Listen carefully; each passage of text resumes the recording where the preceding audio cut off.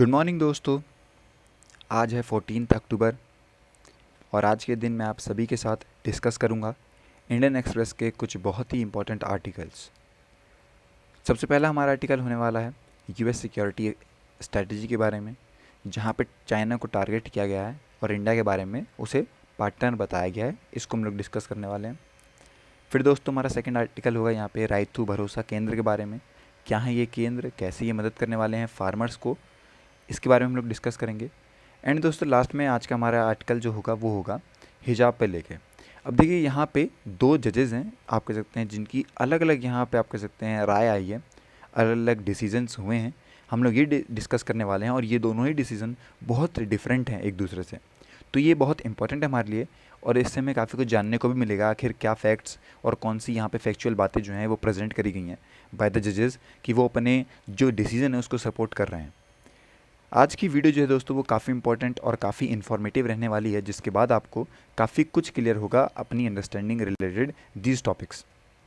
बने रहेगा वीडियो में एंड तक। अगर कहीं पर भी कोई डाउट होता है आपको या फिर आपके पास कभी भी कोई सजेशन आता है हमारे लिए तो उसे ज़रूर बताइएगा कमेंट सेक्शन में। चलिए अब शुरू करते हैं अपनी आज की video without wasting a second. Let's get started. लेकिन उससे पहले बता दूं कि आज तक आप लोग के लिए ऑफ़र है, आप लोग ऑफ़र अवेल कर सकते हैं। हमारा कोड यूज़ करके 20% ऑफ है। ओके दोस्तों, साथ ही आपकी 0% की EMI भी अवेलेबल है। सेम आपके जो यहाँ पे EPFO के एग्ज़ाम हैं उनके लिए भी जो क्लासेस हैं ये चालू हो गई हैं विद द कोर्सेज। नोट्स की फैसिलिटी अवेलेबल है। 16 अक्टूबर को 11 बजे होने वाला है अनअकैडमी अल्ट्रा कॉम्बैक्ट, इसका बेनिफिट लीजिएगा। 13 नवंबर को होने वाला है अनअकैडमी सिविल सर्विसेज चैम्पियनशिप, इस पर आप लोग एनरोल कर सकते हैं और टेस्ट सीरीज़ भी अवेलेबल है आप लोग के लिए।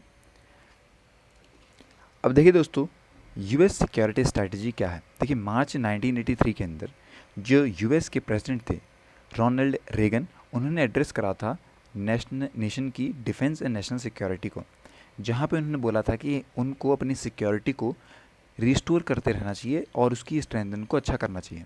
अगर वो चाहते हैं कि वो स्टॉप कर सकें मिड स्ट्रीम को, तो उन्हें यहाँ पे आप कह सकते हैं कहीं ना कहीं इन चीज़ों को चालू रखना पड़ेगा बिना रोके। जो लोग यहाँ पे फ्री हैं उन्हें वॉलंटरी यहाँ पे पार्टिसिपेट करना चाहिए और उसको यहाँ पे आप कह सकते हैं आगे बढ़ाना चाहिए। 3 साल बाद दोस्तों रेगन ने साइन करा था Goldwater Nicholas department of defense reorganization act, जो कि दोस्तों एक्ट था और ये आप कह सकते हैं प्रोवाइड करता था एक legal basis for the national security strategy NSS। और इस लिस्ट के अंदर दोस्तों सिक्योरिटी कंसर्न लिखे हुए थे, चैलेंजेस थे यूएस के लिए, प्लान्स थे कि उनसे बचा कैसे जाएगा, और यहाँ पे साथ ही साथ जो कांग्रेस एडमिनिस्ट्रेशन था उनको यहाँ पे कॉमन अंडरस्टैंडिंग देता था स्ट्रैटेजिक लैंडस्केप के बारे में। तो इस तरह की बातें जो हैं वो पता लगी। देखिए NSS का एडिशन जो पहले था, अगर उससे बताऊँ आपको, तो क्रिस्टोफर एस केवेसिस जो कि डायरेक्टर हैं अमेरिकन स्टेट क्राफ्ट प्रोग्राम के, ओके, उनके हिसाब से बता दूं कि under the presidency of George W Bush जो 2002 का नेशनल सिक्योरिटी स्ट्रैटेजी था वो काफ़ी आप कह सकते हैं मिलिट्रिस्टिक अप्रोच लेके आया था, जो कि डिवाइड करता था वर्ल्ड को इनटू फ्री और अनफ्री नेशंस के अंदर, और स्टेट करता था need for a war on terror, मतलब टेररिज्म को लेके उनका काफ़ी आप कह सकते हैं एग्रेसिव काम था। काफ़ी ज़्यादा ये यहाँ पे कंट्रोवर्शियल भी रहा करते थे और इनके साथ साथ यहाँ पे जो भी इनका प्रिमिटिव मिलिट्री फोर्स है उनके यूज़ की बात करते थे। अब देखिए दोस्तों जैसे ही आपका ग्रेट रिसेशन आता है उसके बाद एक काफ़ी बड़ा यहाँ पे एविडेंट प्रॉब्लम्स आती है यूएस की इंटरवेंशन को लेके इराक और अफगानिस्तान के अंदर। प्रेसिडेंट बराक ओबामा है, उनकी स्ट्रेटजी के हिसाब से यहाँ पे कहीं ना कहीं उन्होंने आप कह सकते हैं less ambitious set of goals रखे थे।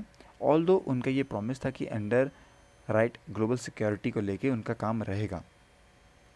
ओके दोस्तों, अब वहीं बात करें ट्रम्प की स्ट्रेटजी को लेके, तो ट्रम्प की स्ट्रेटजी थोड़ी अलग थी।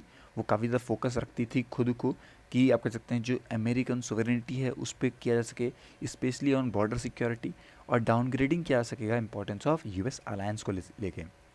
अब प्रेसिडेंट बाइडेन का क्या लेके है NSS पे। देखिए अभी आपको पता है कि अभी इंटर्म चल रहा है और NSS ने पब्लिश करा अपना मार्च 2021 में भी। प्रेसिडेंट जो बाइडेन का एडमिनिस्ट्रेशन यहाँ पे रिकमिटेड करता है यूएस को एट टू नाटो। ओके, अब वॉशिंगटन ने यह भी कहा कि डेमोन्स्ट्रेट करवाना बहुत ज़रूरी है डेमोक्रेसीज़ को जो कि डिलीवर कर रहे हैं उनके लोग। साथ साथ उन्होंने यहाँ पे कुछ वचन भी बताए हैं, कुछ यहाँ प्रोमिसेस दिए हैं जहाँ पे डिफेंड कर रहे होंगे डेमोक्रेसीज़ को और स्ट्रेंथन कर रहे होंगे उसको ही, और नए रूल्स और नए उनके बाद कुछ चैलेंजेस हैं जो कि एनएसएस में हमें आइडेंटिफाई करते हुए देखते हैं फ्रॉम चाइना। पहला चैलेंज ये है कि इन्वेस्ट किया जा सकता है अंडरलाइंग सोर्सेज, जो टूल्स हैं अमेरिकन पावर इन्फ्लुएंस के उनको। दूसरा ये है कि स्ट्रॉन्गेस्ट जो पॉसिबल कोलिशन है नेशंस का, वो कहीं ना कहीं एनहांस कर रहा होगा collective influence to shape the global strategic environment, और कहीं ना कहीं सॉल्व कर रहा होगा शेयर्ड चैलेंजेस को। और मॉडर्नाइज और स्टैंडर्ड जो है यूएस मिलिट्री का, वो इक्विप्ड है for the era of strategic competition. अब स्ट्रेटेजिक कंपटीशन की बात करते करते चाइना से उन्होंने बोला कि मोस्ट प्रेसिंग चैलेंज जो है वो फेस कर रहे हैं, वो परस्यू करते हैं a free open prosperous and secure world को, are from powers that layer authority in governance with the revisionist foreign policies. अब कुछ एक तरीके से चाइना को टारगेट करते हुए यहाँ पे जो बाइडेन साहब है उन्होंने अपनी स्ट्रैटेजिक जो सिक्योरिटी स्ट्रैटेजी ऐसे बताया। यहाँ पे इंडिया के साथ कॉपरेशन की बात करी गई है और ये बोला गया as India is the world largest democracy और मेजर डिफेंस पार्टनर है यूएस का, तो इंडिया यहाँ पे काम करेगा साथ में बायलैटरली और मल्टीलैटरली भी सपोर्ट कर रहा होगा दोस्तों उनके शेयर्ड विजन को of free and open Indo Pacific. तो इस तरीके से भारत की बात यहाँ पे करी गई है। From Indo Pacific quad to the US EU trade technology council, from AUKUS to I two U two हो गया आपका इंडिया इजराइल यूएई और यूनाइटेड स्टेट्स वाला, ये सब यहाँ पे साथ में मिलकर काम कर रहे होंगे और स्ट्रॉन्ग रीसाइलेंट और म्यूचुअल रेनफोर्सिंग आप कह सकते हैं रिलेशनशिप क्रिएट कर रहे होंगे जो कि डेमोक्रेसीज को दिखाती हैं दुनिया भर में। इंडिया को दोस्तों साथ ही और भी मेंशन करा गया इन कॉन्टेस्ट ऑफ G7, और ये बोला गया कि G7 दोस्तों काफ़ी स्ट्रॉन्गेस्ट रहा था जब यहाँ पे फॉर्मली एंगेज हुआ था अदर कंट्रीज़ का with aligned goals such as 2022 summit, जहाँ पे Argentina, India, Indonesia, Senegal, South Africa, Ukraine ने पार्टिसिपेट करा था। अगर इंडिया की बात करें और वॉर इन यूक्रेन की बात करें तो उन्होंने बोला कि पुतिन की जो वॉर है दोस्तों वो आप कह सकते हैं प्रोफाउंडेडली डिमिस्ड करती है रशिया के स्टेटस को vis China and other Asian power such as India and Japan. From Indian perspective दोस्तों द मोस्ट इंपॉर्टेंट फ्रेमिंग जो है एनएसएस की रिकग्नाइज कर रही है इस टाइम पे चाइना के प्रेजेंट को। This framing is especially important at a time when Indian and Chinese troops are locked in a border stand off in the Himalayas for a last 2.5 years। तो इस तरीके से भारत की भी यहाँ पर आप कह सकते हैं भूमिका को बताया है। अब टेररिज्म और अफगानिस्तान पे कुछ कहा गया है और ये बोला गया कि पाकिस्तान बेस्ड टेररिस्ट ग्रुप जो है उन्हें यहाँ पे मेंशन नहीं करा गया एनएसएस के अंदर, नहीं कोई बात करी गई। हाँ, बात हुई थी दोस्तों अबाउट अफगानिस्तान कि उसके बाद कभी भी आप कह सकते हैं सर्व नहीं करेंगे as a safe haven for terrorist attack on the United States या फिर उनके किसी आलाय पे, क्योंकि यहाँ पर उन्होंने होल्ड करा था तालिबान के accountable for its public commitments on counter terrorism. साथ दोस्तों उन्होंने एक्नॉलेज करा था कि जो इस टाइम के टेररिस्ट हैं वो आप कह सकते हैं उन्हें ट्रीट करा गया मोर आइडियोलॉजिकली डाइवर्स और जियोग्राफिकली डिफ्यूज्ड, जो कि पहले आप कह सकते हैं कुछ दशकों से नहीं देखने को मिलते थे। तो इस तरीके से उन्होंने आप कह सकते हैं टेररिज्म के बारे में बताया है। तो ये दोस्तों पूरी यूएस की सिक्योरिटी स्ट्रैटेजी रही जहाँ पर उन्होंने मिल के काम करा और सभी चीज़ों को सही बताया। आई होप कि आपको पता लगा होगा कि आखिर किस तरीके से यूएस का सबसे बड़ा दुश्मन चाइना बताया गया है और सबसे आप कह सकते हैं अच्छे दोस्त में यहाँ पे इंडिया जापान का नाम लगाया गया है। ओके, अब देखिए दोस्तों रायतू भरोसा केंद्र्स क्या है। देखिए अगर मैं बताऊँ आपको तो एक यहाँ पे अगर आप लोग फोटो में देखेंगे तो इसके अंदर जो सीएम वाईएस जगनमोहन रेड्डी हैं वो Ethiopian agriculture minister doctor Melese Mekonnen Yimer को आप कह सकते हैं देखने को मिलते हैं। देखिए इथोपियन डेलीगेशन जो है वो लीड करते हैं कंट्री के agriculture minister doctor Melese Mekonnen Yimer, जो आए थे आंध्र प्रदेश के अंदर to study first of its kind Rythu Bharosa Kendra, और ये सेटअप करा गया by the YS Jaganmohan Reddy government के द्वारा। क्या है ये केंद्र? तो देखिए आरबीके जो है वो एक unique seeds to sales single window service centre है फॉर फार्मर्स, जहाँ से उन्हें सेटअप करा गया है पूरे स्टेट में। अभी दोस्तों बिल्ड करा गया as a role model for the country by agriculture and horticulture of officials in charge of running them. देखिए आरबीके सेल करेगा प्री टेस्टेड क्वालिटी सीड्स और सर्टिफाइड फर्टिलाइजर्स को और एनिमल फीड को। फार्मर परचेज कर सकते हैं, हायर कर सकते हैं फार्म इक्विपमेंट और सेल कर सकते हैं प्रोड्यूस आरबीके को at prevailing minimum support prices को वहीं पर। तो आरबीके दोस्तों प्रोवाइड करेगा services like soil testing and recommend करेगा फार्मर को कि क्या करके या फिर कौन सी क्रॉप उन्हें वहाँ पे उगानी चाहिए। और फिर साथ साथ उनकी क्वांटिटी और टाइप ऑफ फर्टिलाइजर की कौन सा उन्हें वो यूज़ करना चाहिए। तो एक तरीके से उनकी काउंसलिंग भी करेगा। आरबीके किस तरीके से यहाँ पे हेल्पफुल रहेगा या फिर नहीं रहेगा। देखिए आरबीके जो फैसिलिटेट करवाएगा interaction between farmers, agriculture scientist and agriculture extension officers को एट अ विलेज लेवल। और इसके अलावा दोस्तों प्रोवाइड करेगा सर्विसेज और आइटम्स फॉर सेल, ये सब भी फ़ायदा देने वाला है। आरबीके ने ये भी कहा ऑफिशियल्स को कि डेमोन्स्ट्रेट करेंगे हम लोग नए फार्म इक्विपमेंट और प्रोवाइड करेंगे trainings to the farmer based on inputs जैसा उन्हें मिलने वाला है। काफ़ी सारे फार्मर्स यहाँ पे चेंज कर पाएंगे अपना क्रॉपिंग पैटर्न्स को, जिससे उन्हें काफ़ी ज़्यादा बेनिफिट रहने वाला है। ये सारी बातें हमें आंध्र प्रदेश की एग्रीकल्चर डिपार्टमेंट की तरफ से देखने को मिलती है। आरबीके की रिस्पॉन्सिबिलिटी ये है कि वो एलिमिनेट कर पाएगा स्पूरियस सीड्स को और अनसर्टिफाइड या फिर डेंजरस फर्टिलाइजर्स को, जो कि उनकी क्रॉप को कहीं ना कहीं डैमेज या फिर फेलियर कर सकते हैं। आरबीके यहाँ पे स्टार्ट करेगा bye agriculture and horticulture graduates. Over 10,700 of these multi functional kiosks with digital Andhra authentication equipment have been set up across the state। अब यहाँ पे बताऊँ मैं आपको तो इथोपियन डेलीगेशन क्या करेंगे। देखिए ये विजिट करे थे काफ़ी सारे आरबीके को, और यहाँ पे एक साइन हुआ था हमारा MOU for the transfer of know how, इसको लेके जहाँ पे आंध्र प्रदेश ऑफिशियल्स ने प्रोवाइड करा training to the Ethiopian officials on the operations of RBKs. तो इस तरीके से ये आए थे और ये भारत में सीख के गए हैं। अब शायद हो सकता है ये जाएंगे और वहाँ पे इसे इम्प्लीमेंट करेंगे। तो ये सारी बातें हैं जो कि हमें राइट टू भरोसा केंद्र के बारे में पता लगती है। आई होप कि आपको पता लगा होगा कि अब आखिर ये किस तरीके से काम कर रहा है और कैसे बेनिफिट दे सकता है। ओके, तो आज का आर्टिकल यही। अगला आर्टिकल आता है दोस्तों हिजाब को लेकर। मैं बताऊँ आपको, 2 जज हैं, दोनों ने अपने अलग अलग डिसीजन लिए, अलग अलग यहाँ पे उनके सोच और विचार हमें देखने को मिलते हैं। पहली बात आती है यहाँ पे मार्च 15 की, जब कर्नाटका हाई कोर्ट ने यहाँ पे पूरे तरीके से वैलिडेट करवाया था और बैन कराया था ऑन वियरिंग हिजाब इन क्लासरूम, जहाँ पे जो जस्टिस हेमंत गुप्ता है उन्होंने रिजेक्ट करा था argument that denying students the right to wear a head scarf. Also उन्होंने यहाँ पे डिनाई करा था the right to attend classes, मतलब उस मैनर में वो क्लासेस अटेंड नहीं कर सकते हैं। स्टेट ने दोस्तों यहाँ पे डिनाई नहीं करा admission to the students from attending class, पर उन्होंने बोला कि वो चूज़ करेंगे कि वो अटेंड क्लास ना कर सकें ड्यू टू यूनिफॉर्म। ओके, क्योंकि जिस तरीके से प्रिस्क्राइब्ड हुई है उस तरीके से उन्हें आना चाहिए, अदरवाइज आप कह सकते हैं वॉलंटरी एक्ट रहेगा वैसे बच्चों के लिए। अब स्टूडेंट को यहाँ पे बोला गया कि उनको क्लेम नहीं करेंगे right to wear a head scarf to a secular school as a matter of right. Justice Gupta ने यह भी कहा था कि जो आर्ग्यूमेंट है that wearing of a head scarf provide dignity to the girl students is also not tenable.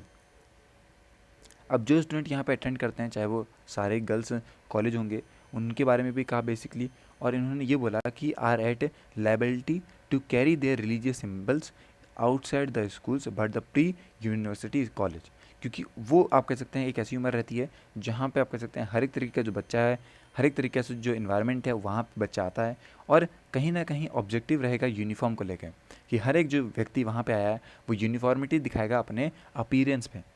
Okay, साथ ही दोस्तों मैं बता दूं कि अपहोल्ड करते हुए the power of state government to constitute college development committee under Karnataka education act 1973, उन्होंने delegates करा डिसीजन कि इम्प्लीमेंट करवाया जा सके यूनिफॉर्म जैसे यहाँ पे है as per the February 5, 2022 government order के हिसाब से।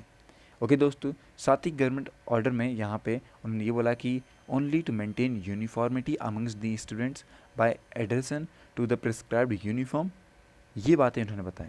साथ ही दोस्तों एक यहाँ पे रीजनेबल बताया था as the same has the effect of regulation of the right guaranteed under article 19(1)(a) के तहत। तो इस तरीके से उन्होंने बताया। साथ ही उन्होंने बोला कि सच right is not just subject public order, morality and health but also other provisions of part 3। This would also include article 14 जो कि हमें प्रोवाइड करता है इक्वालिटी बिफोर लॉ को लेकर। देखिए जस्टिस गुप्ता ने ये कहा कि right under article 19(1)(a) does not extend to wearing a head scarf once the uniform is prescribed. हर एक बच्चे को यहाँ पर कह सकते हैं जैसे ही अगर यूनिफॉर्म बताई गई है तो उन्हें हेड स्कार्फ नहीं पहनना चाहिए, और वंस द आप कह सकते हैं uniform is prescribed all the students are bound to follow it, हर एक बच्चे को उसे फॉलो भी करना है। तो जो यूनिफॉर्म यहाँ पे आप कह सकते हैं एसिमिलेटेड करवाई गई स्टूडेंट्स को without any distinction of rich या फिर पुअर या फिर उनकी कास्ट के इरिस्पेक्टिव में क्रीड क्या फेथ है उनका, ओके, हार्मोनियस डेवलपमेंट के लिए उन्होंने ये काम करा है। मेंटल फिजिकल यहाँ पे फैकल्टीज़ को ध्यान में रखते हुए उन्होंने ये सब काम करा है। तो सेक्युलर एक आउटलुक देखते हुए बच्चे को, हर एक बच्चा यहाँ पे यूनिफॉर्म दिखना चाहिए। Turning now arguments equating wearing हिजाब टू वियरिंग, आप कह सकते हैं रुद्राक्ष या फिर क्रॉस, तो उन्होंने बोला गवर्नमेंट ऑर्डर के हिसाब से कि नेसेसरी एक्सक्लूड किया जाएगा हर एक रिलीजियस सिंबल को, चाहे वो जो भी विजिबल है नेकेड आई से। और इस आर्ग्यूमेंट के अंदर बोला गया स्टूडेंट जो रुद्राक्ष या फिर क्रॉस पहनते हैं जो कि मेंशन हुए हैं वो ओनली यहाँ पे डील करेंगे विद एन आर्ग्यूमेंट जो कि अभी राइज हुआ था, जहाँ पे उन्होंने ये बोला था कि उन्हें यहाँ पे कह सकते हैं अपनी शर्ट के अंदर अगर कुछ वो पहनते हैं जो कि विजिबल नहीं होता है और आप कह सकते हैं वो ऑब्जेक्शनल लेबल भी नहीं रहेगा गवर्नमेंट ऑर्डर के हिसाब से। ओके, तो ये सारी बातें जो हैं वो इन्होंने बताई है। किसने बताई? ये बताई जस्टिस हेमंत गुप्ता ने 15 मार्च को। लेकिन दोस्तों अब बात आती है यहाँ पे हमारे एक और जस्टिस आते हैं, जस्टिस सुधांशु धूलिया जी। इनका बिल्कुल अलग, और इन्होंने बताया कि जो हिजाब वगैरह है इनको लागू किया जाए बेसिकली। अब जो सीटिंग थी दोस्तों कर्नाटका हाई कोर्ट वर्डिक्ट के अंदर, जहाँ पे जस्टिस सुधांशु धूलिया यहाँ पे आते हैं और उन्होंने इंटरप्रेट करा अपने डिबेट को from the point of view of promoting diversity, promoting educational opportunities to women. तो इस बात को सपोर्ट करते हुए इन्होंने अपना पूरा जो भी यहाँ पे जस्टिस है, जो भी आप कह सकते हैं अपना डिसीजन है वो बताया। अब देखिए दोस्तों इन्होंने क्या बोला कि इस टाइम के जो स्कूल्स हैं पर्टिकुलरली उनके प्री यूनिवर्सिटी स्कूल्स वो काफ़ी परफेक्ट इंस्टीट्यूशन है बच्चों के लिए। साथ ही दोस्तों इनके अंदर काफ़ी बड़ी डाइवर्सिटी है हमारे पूरे नेशन की, जहाँ पे हमें यहाँ पे काउंसिल या फिर गाइड करना चाहिए बच्चों को। अब यहाँ पे इमेबल रहेगा उनके कॉन्स्टिट्यूशनल वैल्यूज़ को ऑफ टॉलरेंस और accommodation towards those who may speak a different language, eat different food और इवन वियर डिफरेंट क्लोथ्स और एपरल्स। देखिए दोस्तों इस बात को इन्होंने यहाँ पे बोला। साथ ही इन्होंने ये बोला कि ये जो टाइम है जहाँ पे उन्हें ये ध्यान पे देना चाहिए कि किस तरीके से वो सीखें, ना कि ये ध्यान पे देना चाहिए कि आखिर किस तरीके से उनकी डाइवर्सिटी अलार्म्ड रहे। साथ ही दोस्तों उनके रीजॉइस या फिर सेलिब्रेट करना चाहिए इस डाइवर्सिटी को। ये टाइम ऐसा है जहाँ पे उन्हें बताना चाहिए कि आखिर किस तरीके से जो डाइवर्सिटी है वो उनकी स्ट्रेंथ है। अब under our constitutional scheme wearing a hijab should be simple a matter of choice, ये इन्होंने बात बोली है। और मार्क दीज लाइन, क्योंकि मैं बता दूं आप लोग को कि कानून की भाषा में एक एक वर्ड से पूरी मीनिंग बदल जाती है, तो आपको कानून की जितने यहाँ पे लॉज हैं, रूल वगैरह हैं, जो भी यहाँ पे डिसीजन लिए जाते हैं उनके जो एक एक वर्ड है इनको ध्यान से पढ़ना चाहिए। यहाँ पे इन्होंने कहा under our constitutional scheme wearing a hijab should be a simple matter of choice, ये बात इन्होंने बताई। जस्टिस धूलिया ने दोस्तों एक्सेप्शन बताया to the high court findings that petitioners can not assert their fundamental rights inside a classroom, जहाँ पे उन्होंने बताया कि वो एक क्वालिफाइड पब्लिक प्लेस है, तो अगर वो क्वालिफाइड पब्लिक प्लेस है तो क्यों नहीं वहाँ पे फंडामेंटल राइट मिल रहा है। देखिए दोस्तों जस्टिस धूलिया ने ये भी बोला कि स्कूल जो है वो एक पब्लिक प्लेस है, yet drawing a parallel between a school and a jail और मिलिट्री कैंप। तो उन्होंने बोला कि ये चीज़ें ध्यान देनी चाहिए क्योंकि स्कूल बहुत एक अलग है जेल या फिर मिलिट्री कैंप से, जहाँ पे लोगों के फंडामेंटल राइट्स नहीं दिए जाते हैं। अगेन दोस्तों इन्होंने बोला कि जो पॉइंट है वो ये है कि being made by the high court was regarding discipline in a school then that must be accepted, but discipline not at the cost of freedom, not at the cost of dignity. इस तरीके से उन्होंने ये बातें बताई हैं। Asking a pre-university school girl to take off her hijab at her school gate is an invasion of her privacy and dignity. It is clear violative of the fundamental rights given to her under Article 19(1)(a) and 21 of the Constitution of India. अब ये जो आप कह सकते हैं बात है वो हमें पता लगी, ओके। साथ ही इन्होंने ये भी ऐड करते हुए बोला कि जो राइट है उनकी डिग्निटी या फिर उनकी प्राइवेसी को लेके जो कि वो कैरी करती हैं अपने साथ इन हर पर्सन, पर साथ ही दोस्तों स्कूल के अंदर घुसने के बाद जब वो क्लासरूम में आती हैं तब भी उनके ये सारे राइट्स रहने चाहिए, ओके। तो ये बात इन्होंने बताई। साथ ही जस्टिस धूलिया जी ने ये भी रिफ़र करते हुए बोला कि जो सबमिशन है जो कि फॉलो आउट करता है हिजाब को वो बैन नहीं होना चाहिए, ओके। जो फॉलो आउट है ऑफ द हिजाब बैन, वो उन्होंने बोला कि कुछ स्टूडेंट्स जो हैं जो कि यहाँ पे कह सकते हैं अपीयर हुए बोर्ड एग्जाम से उन्हें मना करा गया बेसिकली। और यहाँ पे काफ़ी सारे बच्चे भी ऐसे हैं जो कि ट्रांसफ़र करेंगे दूसरे स्कूल्स में जा सकते हैं, ओके। मोस्ट लाइकली मदरसा, जहाँ पे आप कह सकते हैं कोई भी ऐसा सेम स्टैंडर्ड नहीं है एजुकेशन का, वहाँ पे जो स्कूल एडमिनिस्ट्रेशन है और जो स्टेट ने ये आंसर दिया कि आखिर जो भी यहाँ पे इंपॉर्टेंट है, ओके, वो उस पर ध्यान दिया जाए। क्या एजुकेशन इंपॉर्टेंट है बच्चों की, ओके, या फिर enforcement of dress code important है। तो इस बात को ध्यान रखते हुए उन्होंने ये डिसीज़न लिया है। साथ ही दोस्तों उन्होंने बोला कि one of the best sites in India today is of girl living of for her school in the morning with her school bag on her bag. ये बातें इन्होंने बताई। थोड़ा आप कह सकते हैं यहाँ पे कुछ चीज़ें जो हैं वो बहुत बढ़िया भी बोली गई, एक काफ़ी फैक्चुअल बातें भी रखी गई थी, इनके फैक्ट्स भी काफ़ी सही थे। इनके हिसाब से यहाँ पे उन्होंने बोला कि जो लड़कियाँ ऑब्वियसली होप और फ्यूचर लेके आती हैं, काफ़ी सारी प्रॉब्लम्स रही लड़कियों को जिसकी वजह से वो पढ़ाई नहीं कर पाती या फिर उन्हें पढ़ाई मिलने में भी डिफ़िकल्टी रहती है। अगर ऐसा रहता है विलेजेस या फिर सेमी अर्बन एरिया में जो इंडिया में, वहाँ पे काफ़ी कॉमन प्लेस है जहाँ पे जो लड़कियाँ हैं बेसिकली वो यहाँ पे अपनी मदर की मदद करती हैं डेली काम करने में जो भी रहते हैं, ओके, चाहे वो घर की सफाई हो कुछ भी हो उस पर। लेकिन अगर वो बच्ची यहाँ पे आप कह सकते हैं स्कूल बैग उठा के केस मतलब जा रही है कॉलेज में पढ़ने जा रही है, तो कहीं ना कहीं आप कह सकते हैं इन चीज़ों को ध्यान रखते हुए हमें चीज़ें बोलनी चाहिए। चाहे वो आप कह सकते हैं हिजाब पहनती है तो भी कोई दिक्कत नहीं है। इस बात को इन्होंने बोला, किसने बोला? जस्टिस सुधांशु धूलिया ने बोला। उन्होंने बोला कि अगर हिजाब के पहनने की वजह से आप कह सकते हैं मे और may not be a matter of essential religion practice, but ये एक मैटर है जिसकी वजह से उनके बिलीफ और एक्सप्रेशन आते हैं। तो अगर हिजाब पहनने के बाद उन्हें यहाँ पे क्लासरूम में आने को मिलता है, उन्हें यहाँ पे स्टॉप नहीं किया जाता है, तो यहाँ पे आप कह सकते हैं हमें भी स्टॉप नहीं करना चाहिए उन्हें हिजाब पहनने से। ये बातें इन्होंने बताई है। ये साथ ही आप कह सकते हैं हर एक जो चीज़ है पहनना चाहिए या नहीं पहनना चाहिए ये उनके मैटर ऑफ हर चॉइस है, हमें उन पर नहीं बोलना चाहिए। कंजर्वेटिव फैमिली में वो हैं तो वो परमिट कर रही हैं उन्हें स्कूल आने पे, और अगर ऐसा केस होता है कि आप कह सकते हैं हिजाब नहीं पहना जाएगा तो भी दिक्कत आ सकती है उन बच्चियों को। इन्होंने बोला कि उनका हिजाब जो है वो उनकी टिकट है टू एजुकेशन। तो इस बात को यहाँ पे सपोर्ट करते हुए इन्होंने हिजाब को सपोर्ट करा था कि हिजाब पहनने देना चाहिए क्योंकि तभी उन्हें यहाँ पे एजुकेशन मिल पा रही है घर की तरफ से। तो ये सब फैसला जो है वो जस्टिस सुधांशु धूलिया के द्वारा लिया गया था। दोनों ही आप कह सकते हैं इंपॉर्टेंट है। अब आपके हिसाब से कि क्या चीज़ पे ध्यान देना चाहिए, कौन से ऐसे पॉइंट जो कि आपको सही लगे, दोनों ही आप कह सकते हैं डिसीजंस में, दोनों ही आप कह सकते हैं जस्टिस में, बताइए कमेंट सेक्शन में। आज की वीडियो के लिए इतना ही, मिलते हैं नेक्स्ट वीडियो में और अच्छे टॉपिक के साथ। Till then take care and have a nice day.